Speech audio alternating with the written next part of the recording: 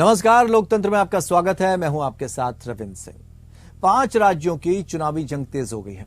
तेलंगाना में 119 विधानसभा सीटों के लिए 30 नवंबर को चुनाव होने हैं और इस जंग में जीत के लिए कांग्रेस ने रविवार को 55 उम्मीदवारों की पहली सूची जारी कर दी। तो तेलंगाना में सत्तारूढ़ दल भारत राष्ट्र समिति यानी बीआरएस ने रविवार को ही अपना चुनावी घोषणा पत्र जारी कर दिया था। बीआरएस ने मैनिफेस्टो में जनता के लिए लोक लुभावन वादों की झड़ी लगा दी है। अब तमाम सियासी हलचलों के बीच सोमवार को बीजेपी की ओर से रक्षा मंत्री राजनाथ सिंह ने हुंकार भरी। हजूराबाद में रैली को संबोधित करते हुए राजनाथ सिंह ने तेलंगाना की केसीआर सरकार पर हमला बोला। उधर कांग्रेस नेता राहुल गांधी ने चुनावी राज्य मिजोरम का मोर्चा संभाला। आइजोल में राहुल ने जनसभा को संबोधित, मणिपुर की घटनाओं का जिक्र किया और पीएम मोदी पर निशाना साधा।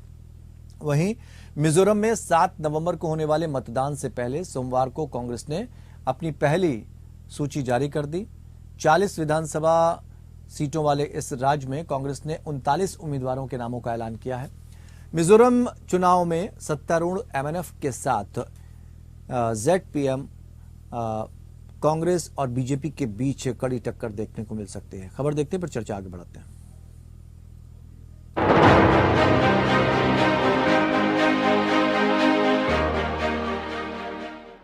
तेलंगाना की चुनावी जंग में सोमवार को रक्षा मंत्री राजनाथ सिंह ने हुंकार भरी। बीजेपी विधायक एटाला राजेंद्र के हुजूराबाद निर्वाचन क्षेत्र के जम्मी कुंठा में भाजपा की एक रैली में रक्षा मंत्री राजनाथ सिंह ने शिरकत की।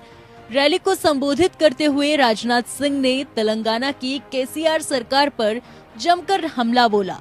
उन्होंने कहा, मुख्यमंत्री चंद्रशेखर राव के शासन में सत्ता का भरपूर दुरुपयोग हो रहा है।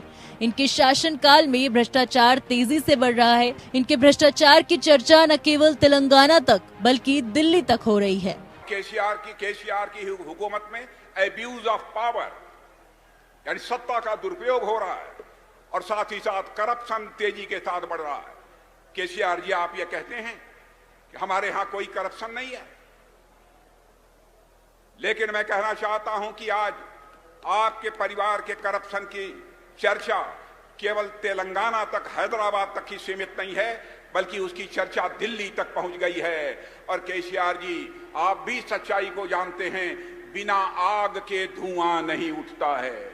राजनाथ सिंह ने बीआरएस सुप्रीमो केसीआर पर परिवार का आरोप लगाते हुए हमला बोला। राजनाथ सिंह ने कहा, मुझे समझ नहीं आ रहा कि लोगों के मेहनती और कुशल होने के बावजूद राज्य में विकास क्यों नहीं हो रहा। 10 सालों में तेलंगाना का विकास न केवल सीमित हुआ है, बल्कि ये एक परिवार की प्राइवेट लिमिटेड कंपनी बनकर रह गई है। तेलंगाना को डेवलपमेंट का पोटेंशियल तेलंगाना के लोगों के अंदर है।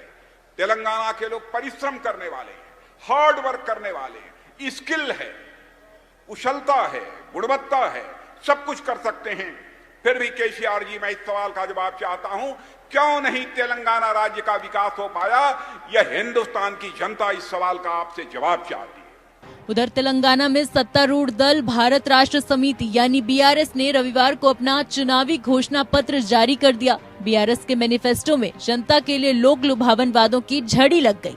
बीआरएस ने घोषणा पत्र में सभी पात्र परिवारों को 400 रुपए में गैस सिलेंडर उपलब्ध कराने का वादा किया। रायथू बंधु योजना के तहत मिलने वाली राशि को 10,000 रुपए से धीरे धीरे बढ़ाकर 16,000 रुपए प्रतिवर्ष करने का वादा किया गया है। दिव्यांग लोगों के लिए सामाजिक सुरक्षा पेंशन 6,000 रुपए तक बढ़ाई जाएगी। इसके अलावा तेलंगाना में 53 लाख बीपीएल परिवारों को केसीआर बीमा योजना में 5 लाख रुपए का बीमा मिलेगा। बीआरएस प्रति परिवार 10 लाख रुपए अनुदान की दलित बंधु योजना भी जारी रखेगी। मैनिफेस्टो के मुताबिक केसीआर आरोग्य रक्षा योजना और आरोग्य श्री भीम योजना का कवरेज बढ़कर 15 लाख रुपए होगा। घोषणा पत्र में कहा गया है कि हैदराबाद में 1 लाख 2 BHK घर बनाए जाएंगे और जिन लोगों के पास जमीन नहीं है उनकी पहचान करके उन्हें गृह लक्ष्मी योजना के तहत लाभ दिया जाएगा। कांग्रेस और बीजेपी ने केसीआर के चुनावी तोहफों पर सवाल उठाए तो केसीआर की बेटी और एमएलसी के कविता ने मोर्चा संभाल लिया। उन्होंने कहा, हमारे घोषणा पत्र हमेशा की तरह गरीबों के विकास की तरफ झुकाव है। ये घोषणा पत्र देखकर कांग्रेस और भाजपा बौखला गई है। उधर मिजोरम की चुनावी जंग भी तेज हो गई है। मिजोरम की सभी 40 विधानसभा सीटों के लिए 7 नवंबर को मतदान होगा। इसके लिए सोमवार को कांग्रेस ने अपनी पहली लिस्ट जारी कर दी। 40 विधानसभा सीटों वाले इस राज्य में कांग्रेस ने 39 उम्मीदवारों के नाम का ऐलान किया है। पार्टी ने सिर्फ लुंगलेई साउथ सीट पर प्रत्याशी की घोषणा नहीं की है। वहीं चुनावी प्रचार को तेज करने के लिए कांग्रेस नेता राहुल गांधी सोमवार को मिजोरम के आइजोल पहुंचे। राहुल ने यहां एक जनसभा को संबोधित किया। इस दौरान राहुल ने मणिपुर की घटनाओं का जिक्र करते हुए पीएम मोदी पर निशाना साधा। राहुल ने कहा, मणिपुर में लोगों की हत्या कर दी गई है, महिलाओं से छेड़छाड़ की गई है, लेकिन प्रधानमंत्री को वहां यात्रा करना महत्वपूर्ण नहीं लगा। इससे पहले राहुल ने आइजोल में 5 किलोमीटर लंबी यात्रा निकाली। राहुल ने चांदमारी से पदयात्रा शुरू की, जो ट्रेजरी स्क्वायर पर खत्म हुई। इस दौरान राहुल ने स्थानीय लोगों से मुलाकात की और कांग्रेस के वोट बैंक को बढ़ाने की कोशिश की। इस चुनाव में मुख्य मुकाबला एमएनएफ, जेडीपीएम, कांग्रेस और भाजपा के बीच होने की उम्मीद है। इस वक्त राज्य में मुख्यमंत्री जोरमथंगा के नेतृत्व में एमएनएफ की सरकार है, जिसके सामने चुनाव में अपनी सत्ता बचाने की चुनौती होगी। Bureau report, APN.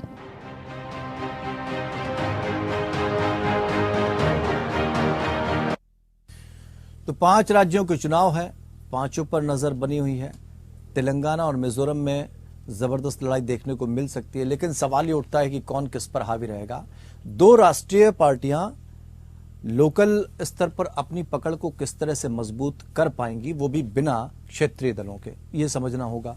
क्योंकि अगर क्षेत्रीय दल पर ही आप निशाना साधते हैं तो किसकी संभावनाएं ज्यादा नजर आ रही हैं कि तेलंगाना या मिजोरम की जमीन पर वो अपनी सियासी खेती कर पाएंगे, इसको हम समझने की कोशिश करेंगे। 3 खास मेहमान हमारे साथ इस चर्चा में शामिल हैं। हमारे साथ स्टूडियो में इस वक्त मौजूद हैं रवि अरोड़ा, जो कि राजनीतिक विश्लेषक के तौर पर मौजूद हैं। सर, बहुत बहुत स्वागत आपका। और राजनीतिक, जिनको हम विशेषज्ञ भी कह सकते हैं एक तरह से, क्योंकि प्रवक्ता हमेशा विशेषज्ञ ही होते हैं, रत्नाकर सिंह कांग्रेस प्रवक्ता हमारे साथ जुड़े हुए हैं, और अनिल गोयल भारतीय जनता पार्टी के नेता हमारे साथ जुड़े हुए हैं।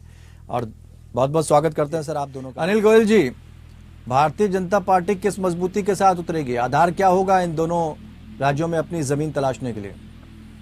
भारतीय जनता पार्टी निश्चित तौर पर अपने काम के आधार पर, और भारतीय जनता पार्टी निश्चित तौर पर देश के अंदर 9 साल के अंदर हमने पूरे देश का विकास किया है। और हमारे लिए सबसे बड़ी बात ये है कि जनता पहले है। देश की जनता की सेवा करना हमारा सबसे पहला फर्ज है, और इस नाते हम इस आधार पर जीतेंगे। और हमारा संगठन अपने आप में इतना मौजूद है कि संगठन के बल पर हम चुनाव जीतेंगे, और हम जो कहते हैं वो करते हैं। आज देश की जनता इस पर विश्वास करिए कि भारतीय जनता पार्टी खोटे वायदे नहीं करती है, जो कहती है वो करती है, और जो कर सकती है वही कहती है। आज बिल्कुल स्पष्ट तौर से तेलंगाना में इतनी मेहनती जनता है, ईमानदार जनता है, काम करने वाली जनता है, लेकिन आज फिर भी तेलंगाना क्यों पिछड़ा हुआ है, ये सबसे बड़ी वजह है। और उस वजह के अंदर निश्चित तौर पर जो पाया जाता है कि जहां पर परिवारवाद की पार्टियां होती हैं, चाहे वो कांग्रेस पार्टी भी परिवारवाद की पार्टी है, जो प्राइवेट लिमिटेड कंपनी के तौर पर काम करती है, जो परिवार को बचाना, परिवार को लाभ पहुंचाने का काम करती है। एक तरफ जनता उन पार्टियों की सत्ता देख चुकी है, और एक तरफ जनता ने ये देखा है कि माननीय प्रधानमंत्री नरेंद्र मोदी जी ने इस पिछले 9 साल के अंदर जो देश का विकास करा है, और जो पूरे विश्व में देश का परचम लहरा रहा है, तो निश्चित तौर पर तेलंगाना जनता इस बार बदलाव करेगी। आप तो 500 बीआरएस तो करीब 400 पे देंगे। तेलंगाना और मिजोरम पर बात कर रहे हैं, जमीनी स्तर पर नेता खुद को कैसे मजबूत करेंगे? क्या वाकई भारतीय जनता पार्टी और कांग्रेस दोनों के पास ऐसे चेहरे हैं जो जमीनी स्तर पर मौजूद हैं? इसको हम समझने की कोशिश करते हैं, लेकिन उससे पहले हम अनिल गोयल जी से जवाब ले लें, जो कुछ रत्नाकर जी ने भी कहा। अनिल गोयल जी, रत्नाकर जी कह रहे हैं कि भाई ऐसे गंभीर मुद्दे हैं जहां पर आप बिल्कुल शून्य नजर आए, जहां पर आपको कार्रवाई करनी चाहिए थी लेकिन कोई कार्रवाई नजर नहीं आई। कुछ गंभीर मुद्दे ऐसे थे जिन पर बोलना चाहिए था, लेकिन कुछ सेकंड के लिए बोलकर पीएम जी चले गए। ये सब चीजें, यानी राष्ट्रीय मुद्दे भी कहीं ना कहीं हावी होंगे, और इसके साथ साथ लोकल मुद्दे भी हावी होंगे। आप क्या लेकर जाएंगे? आपके पास कौन से ऐसे नेता हैं जो यहाँ पर जो है झंडे गाड़ देंगे या कांग्रेस को चुनौती देंगे? मैं तो सिर्फ एक ही बात कहना चाहूंगा कि इनके असीम सपने हैं, देखने में कोई बुराई नहीं है। कांग्रेस निश्चित तौर पर ये मान चुकी है कि मेरे अंदर अकेले इतनी ताकत नहीं है कि मैं भाजपा को हरा सकूं। ये कांग्रेस ने स्वीकार कर लिया कि मैं अकेली भाजपा को नहीं हरा सकती और भाजपा को हराने के लिए जितने भी परिवारवादी पार्टी हैं, जितनी भी भ्रष्ट पार्टियां हैं, वो सब इकट्ठे हो जाएं। आज लड़ाई भ्रष्टाचार और ईमानदार के बारे में है। आज लड़ाई परिवारवाद गैर परिवारवाद की बात है। आज लड़ाई विकास की बात है और आज बुझा रहा है कि भारत को कितना पीछा कर दिया उसकी बात है। आज निश्चित तौर पर जो बात हो रही है, जो अगर आप कल्पना करेंगे कि एक तरफ परिवारवाद, परिवारों को बचाने वाली पार्टियों का गठबंधन है कि हम सबको अपने अपने परिवारों को बचाना है, हम देश को बचाना चाहते हैं, हम देश को आगे बढ़ाना चाहते हैं, ये परिवार को आगे बढ़ाना चाहते हैं। ठीक है। तो जो पार्टियां परिवार को आगे बढ़ाना चाहती हैं, जो पार्टियां अपना विकास करना चाहती हैं, जो पार्टियां भ्रष्टाचारियों को बचाना चाहती हैं, जो पार्टियां कहीं ना कहीं आतंकवादियों के समर्थन में उनके बोल निकलते दिखाई देते हैं, वो आप निश्चित तौर पर, जो कि भारत आतंकवाद से इतना ग्रसित है, तो ये कहीं ना कहीं इनकी भाषा आतंकवादियों से मिलती भी है या कहीं ना कहीं की भाषा पाकिस्तान और चीन से मिलती है। और जब तक ये देख रहे हैं, जब देश का सवाल आता है तो कांग्रेस पार्टी सबसे पहले देश के खिलाफ खड़ी होती है, जबकि आपने ये देखा होगा। अच्छा, तो एक बात बताइए अनिल गोयल जी, कल को जब तेलंगाना या मिजोरम के लोग ये कहेंगे कि भाई बेरोजगारी बहुत है, हमें रोजगार चाहिए, तो वो क्या कहेंगे आप उनसे? और अगर वो कहेंगे महंगाई बहुत बढ़ रही है, आप क्या कहेंगे उनसे? वो कहेंगे भाई ओल्ड पेंशन का क्या हुआ, क्या कहेंगे आप उनसे? महिला आरक्षण लागू क्यों नहीं हो पा रहा है? पास हो गया है सब कुछ, उसके बाद भी उसको क्यों? निश्चित तौर ये सवाल जो पूछेगा वो कौन होगा? देश के खिलाफ? नहीं, ऐसा नहीं है, ये देश के खिलाफ नहीं है, लेकिन हमारी पार्टी भी इन सबके ऊपर काम कर रहा है। आज हमारी पार्टी है जिस पार्टी ने महिलाओं को 33% का आरक्षण दे करके दिया है। आज उन्होंने लोकसभा और राज्यसभा में प्रस्ताव पारित कर, कांग्रेस ये बात नहीं कर पाई। कांग्रेस ने तो इसका ईमानदारी की प्रयास ही नहीं किया। जो पार्टी रत्नाकर जी, कांग्रेस ने प्रयास नहीं किया। अगर आप कर लेते, बहुमत में थे उस समय, अब आपने शुरुआत की, क्रेडिट बोले गए। देखिए, अब शुरू से मैं बता देता हूँ, महिला आरक्षण का 1989 में जब राजीव गांधी जी लेकर आए थे, तो उस समय इनके ही नेता अटल बिहारी वाजपेयी और आडवाणी जी और जसवंत सिंह, इन लोगों ने विरोध किया। सभी ये विरोध कर रहे थे। और जब हम लेके आना चाहे तो हमने 2010 में भी राज्यसभा में पास करा लिया था, लेकिन लोकसभा में हम लोगों ने नहीं पास करा। लेकिन बराबर हम लोग के ऊपर क्यों नहीं करा पाए? भाई बात यह है कि आप क्यों नहीं, इसका मतलब आपकी नियत ही नहीं थी। आपकी नियत थी तो पास करा लेते। आपकी जब नियत ही नहीं थी, आपने पास नहीं करा। आपकी नियत क्या है? आपकी नियत क्या है? हमारी नियत काम करने की है, काम करने की है। सुनिए, हमने वो चीज को बताया है। आप ये हम राज्यसभा में लाए, हम पास नहीं कर पाए। गोयल जी, आपने बोल दिया ना, काम करने के तो आप आप सिर्फ महिलाओं को भड़काना, महिलाओं को लुभाना, महिलाओं को ये बात कहना। अनिल जी सुन लेते हैं, रत्नाकर जी पूरी बात सुन लेते हैं, वो कहना क्या चाह रहे हैं। अनिल जी, आखिर मैनिफेस्टो बीआरएस ने तो अपना बता दिया है, आप लोगों का क्या होगा, क्या आधार रहेगा, क्या बिंदु होंगे जो वहां की जनता को आप अट्रैक्ट करना चाहेंगे? हम निश्चित तौर पर तेलंगाना का विकास हो, चहुमुखी विकास हो, वहाँ की जो स्वाभिमानी जनता है वो स्वाभिमान के साथ जिए। वो इनका कटोरा लेके ये जो वायदे कर रहे हैं, जिन वायदों के पूरा होना ही संभव नहीं है, उनके खिलाफ हम ये जाएंगे कि हम क्या करके दिखाएंगे, और हमने करके दिखाया है। क्या वादे हैं ऐसे जो अभी विकास की तो हम बात कर लेते हैं, लेकिन वो उनका विकास का आधार क्या होगा? हर जगह विकास का पैमाना अलग अलग हो जाता है ना। नहीं, तो तेलंगाना का विकास जो है, तेलंगाना वहाँ अगर गरीबी है, बेरोजगारी है, तो उनके लिए तो सबसे पहले वही चीज आएगी, उनके अधिकार आएंगे।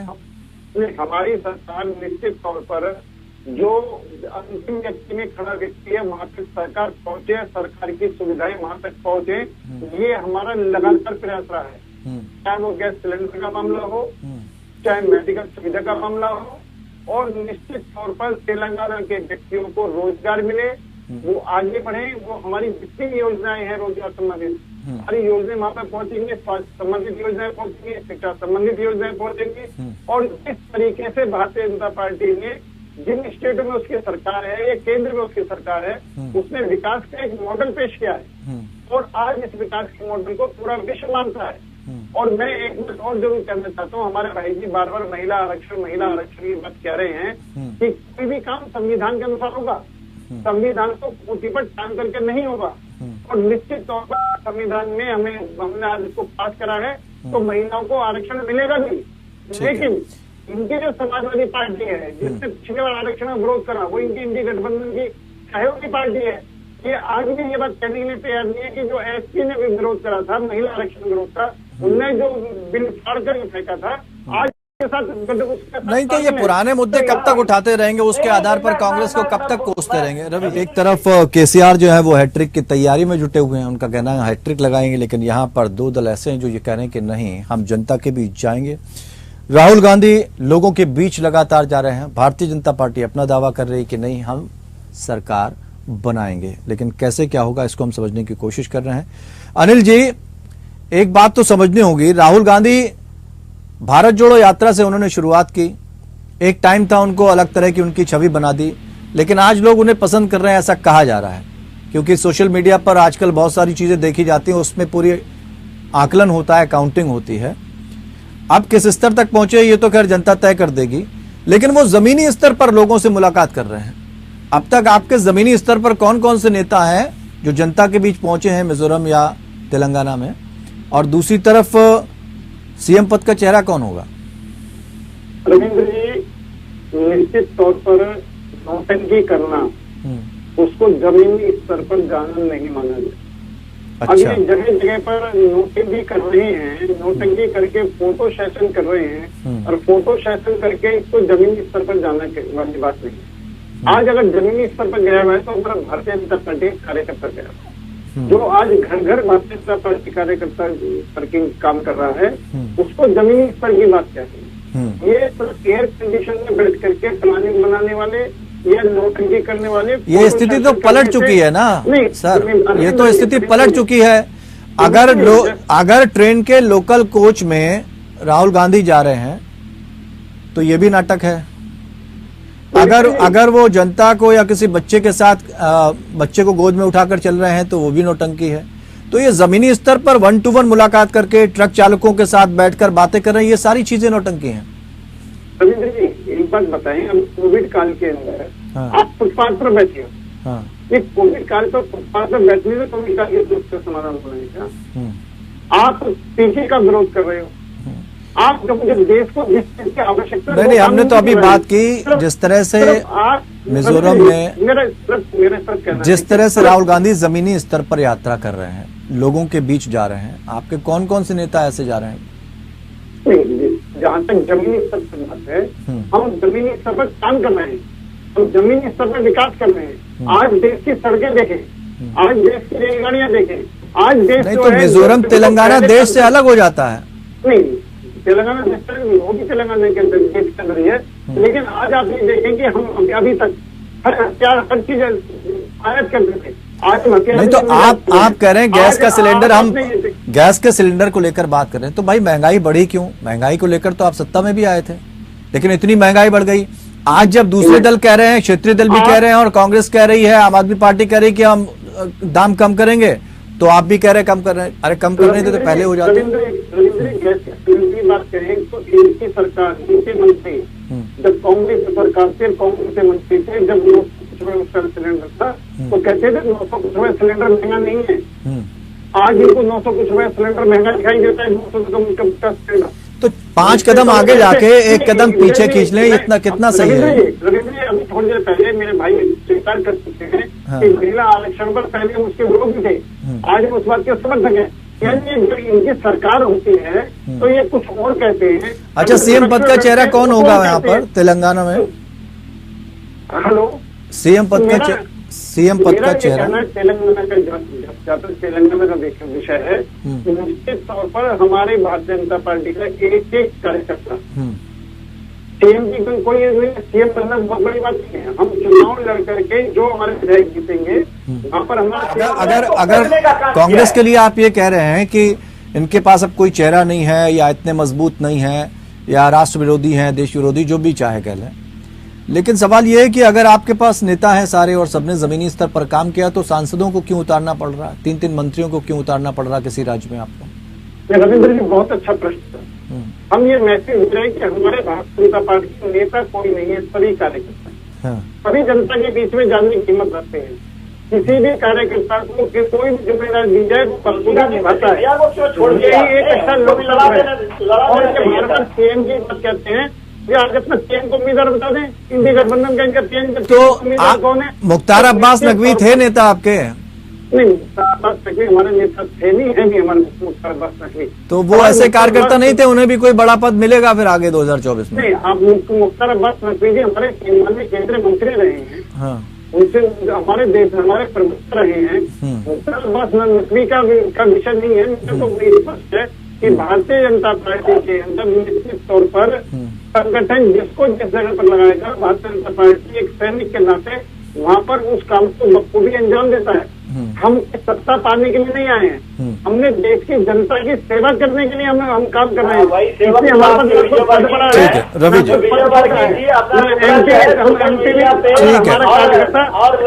चुनाव लड़ेगा, एमएलए का भी चुनाव लड़ेगा और पार्टी अगर कहेगी आप संगठन में काम करना है संगठन में भी काम करेगा। ठीक है, यही हमारी समय समाप्त होने जा रहा है, आखिरी टिप्पणी ले लेने दीजिए, समय समाप्त हो रहा है।